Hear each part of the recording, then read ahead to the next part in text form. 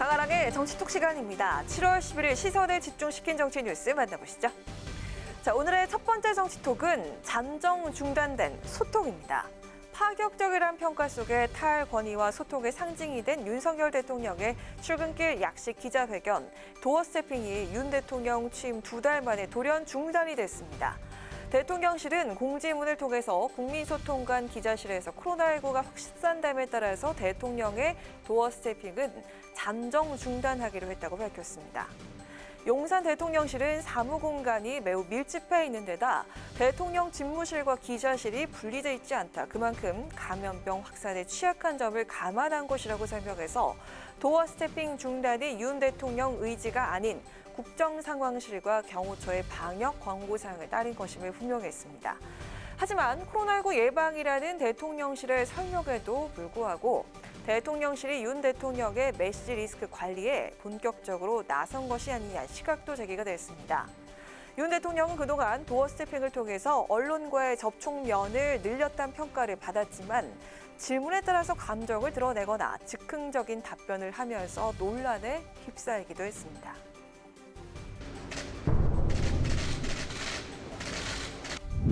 과거에 민변 출신들이 아주 도배를 하지 않았습니까?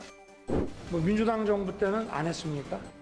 전 정권에 지명된 장관 중에 이렇게 훌륭한 사람 봤어요?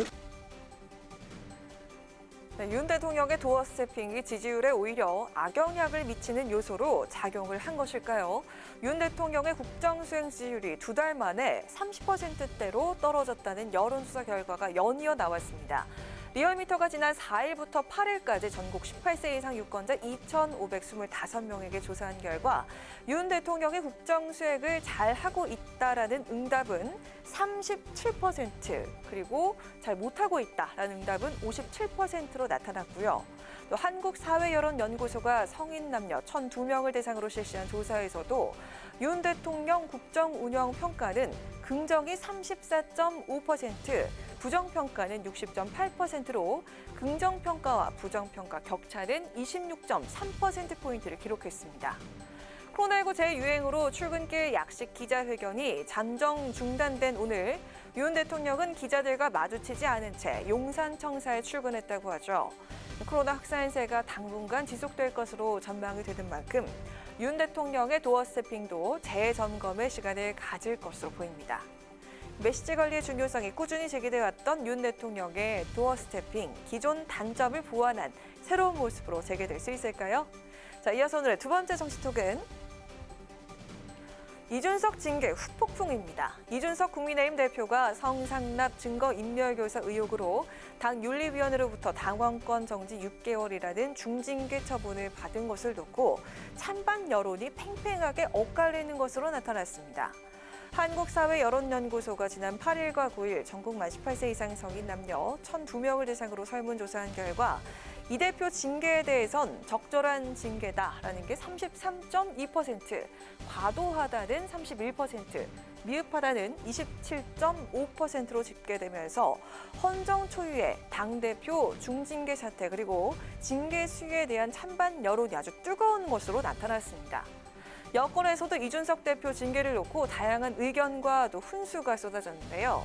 자, 먼저 김기현 의원은 자신의 SNS를 통해서 이유 여하를 막론하고 당대표로서 촉발된 혼란에 책임지는 자세를 보이는 것이 지도자로서의 도리라고 꼬집었고요.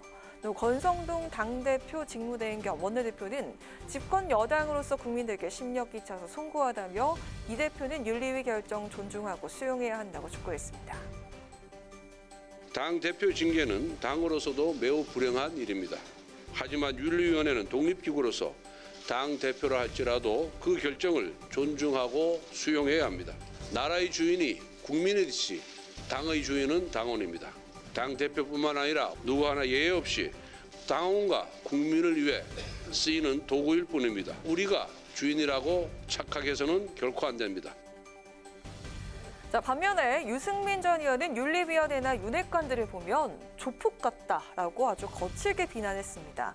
유 전 의원은 진실을 모르는 상태에서 윤리위가 의혹만 가지고 중징계를 내린 것은 조폭과 다를 바가 없다면서 만약 의혹이 사실이 아니라면 윤리위와 윤핵관들은 엄한 책임을 져야 할 것이라고 지적을 했습니다. 또 하태경 의원은 이준석 대표의 자진 사퇴론에 대해서 6개월 징계이기 때문에 대표직을 내려놔야 할 이유는 안 된다고 말했는데요. 그 내용도 직접 들어보시죠.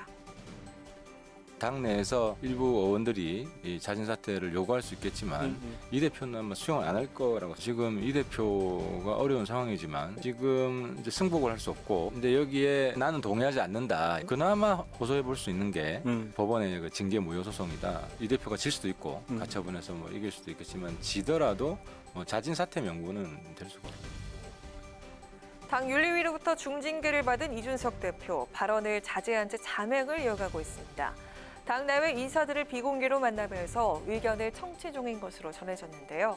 징계 수용이냐, 법적 대응이냐, 다양한 전망이 나오고 있는 지금 이준석 대표의 대응 카드는 과연 무엇일까요? 지금까지 강아랑의 정치톡이었습니다.